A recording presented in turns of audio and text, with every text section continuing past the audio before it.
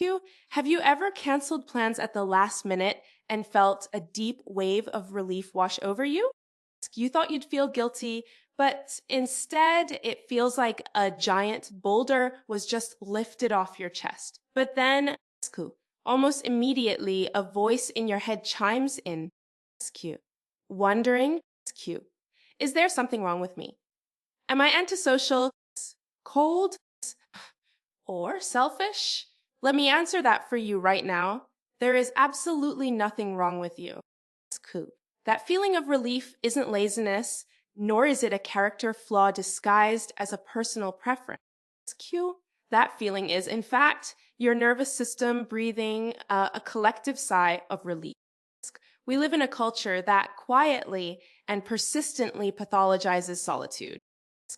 People assume that if you like being alone, you must be hiding some kind of wound, an attachment trauma, or social anxiety. Society has built a default script. Being present in a crowd equals being healthy, and absence equals a deficit. When someone declines an invitation, people immediately judge it as rejection or a sign of depression.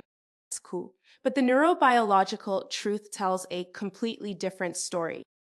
Research by Dr. Elaine Aron from the 19 seconds showed that about 15 to 20% of the population has a nervous system that receives and processes sensory and emotional information more deeply than others.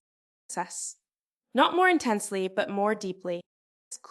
Your brain is literally running more processes and working harder for every single social interaction compared to the average person. When you walk into a crowded room, you don't just hear words. You scan facial expressions.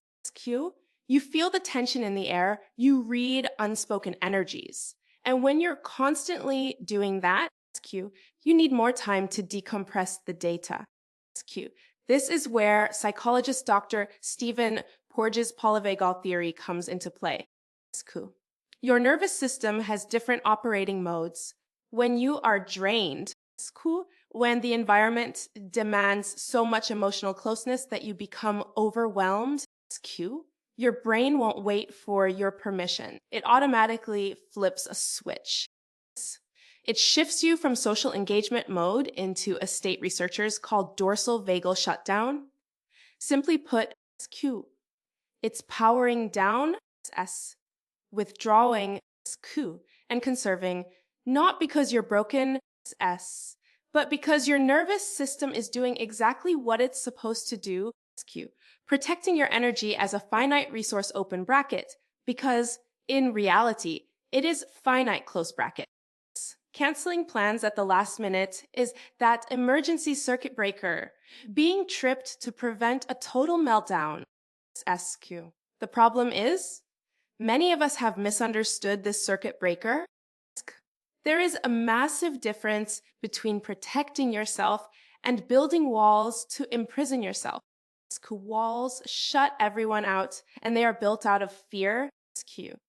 Boundaries, on the other hand, are selective, and they are built from self-awareness. If you turn down an invitation and feel relieved, that's data. If you step back and feel at peace, that's not isolation, that's protection. Loneliness is the absence of the connections you crave, but solitude is the presence of peace that you actively choose. When your phone is silent, and that silence brings a sense of liberation rather than rejection, that's when you know you're doing it right. Psychologist Reed Larson spent years researching this and discovered that voluntary solitude, the kind that isn't forced or punitive, actually improves mood and enhances self-reflection.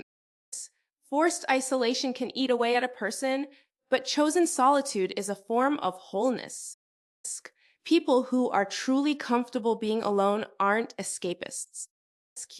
They have the ability to clearly recognize their own thoughts before being influenced by the room. They don't view solitude as a defining label. They are simply taking care of themselves the way you'd water a plant. They turn inward, so that when they step back outside, they are calmer, more fully present, and capable of creating genuine intimacy. Because intimacy requires presence, Sue, and presence requires you not to drain yourself for connections you simply don't have the energy to maintain. Cool. Those who don't understand will say you're running away. But you know the truth is cool.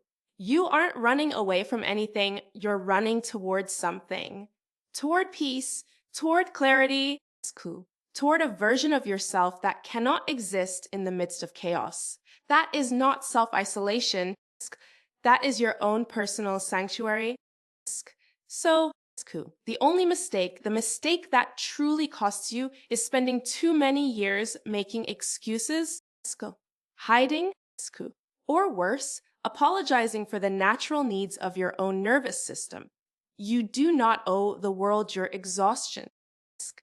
If you see yourself in this video, if silence is how you heal, leave a comment below. Ask. Subscribe to the channel to continue this journey of decoding psychology together. Protect your peace.